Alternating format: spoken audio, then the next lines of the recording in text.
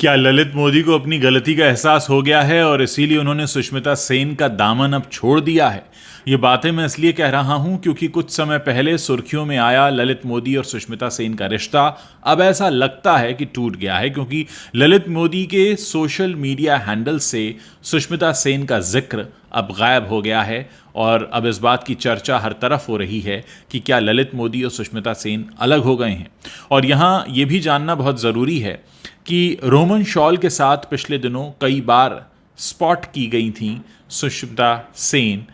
इस खबर के बाद कि वो अब ललित मोदी के साथ आ गई हैं। ललित मोदी ने खुद इस बात का ऐलान किया था, अपनी बेटर हाफ बताया था और लोगों को लगा कि उन्होंने तो शादी ही कर ली। बाद में पता चला कि नहीं, करीब आए हैं, डेट कर रहे हैं, साथ में मिलजुल रहे हैं। लेकिन उसके बाद कुछ समय पहले लोग उस वक्त हैरान रह गए जब सुष्मिता सेन को उन्होंने रोमन शॉल के साथ देखा। रोमन शॉल उनके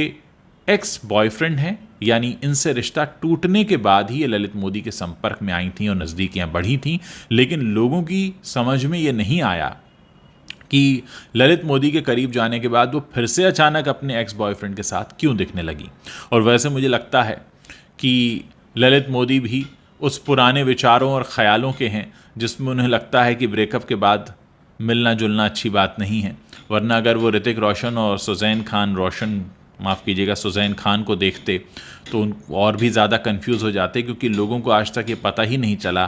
कि उनके बीच ब्रेकअप हुआ, तलाक हुआ, फिर भी मिलते हैं, फिर भी साथ दिख जाते हैं।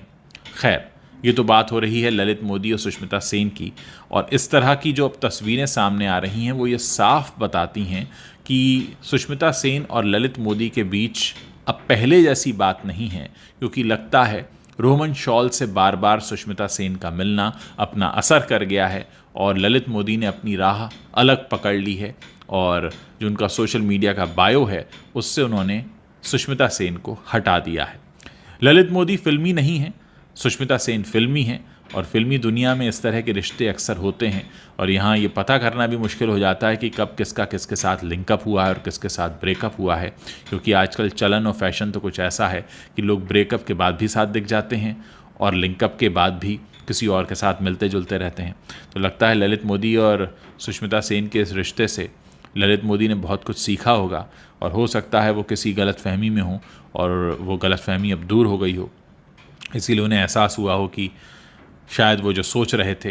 तस्वीर वैसी नहीं है, उससे कुछ अलग है। आप लोग इस तरह के रिश्तों के बारे में क्या सोच रखते हैं ज़रूर बताइएगा। हो सकता है आप में से कुछ लोग इस मुद्दे पर ये कहें कि हमें क्या फ़र्क पड़ता है, लेकिन दोस्तों फ़र्क पड़ना इसलिए ज़रूरी है क्योंकि ये रिश्ते इसी समाज में हो रहे हैं, इसी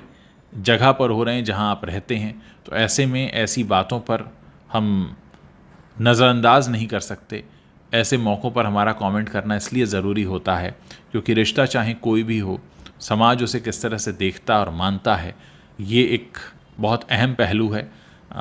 लोग कह सकते हैं हमें इस बात की परवाह नहीं है, लेकिन जब आप समाज में रहते हैं, सोसाइटी में रहते हैं, तो आपको परवाह करनी पड़ती है। भले आप दिखाएं न दिखाएं वो अलग अलग बात है, क्योंकि रिश्ता कोई भी हो उस पर जब तक समाज की स्वीकृति नहीं लगती है तब तक कई तरह के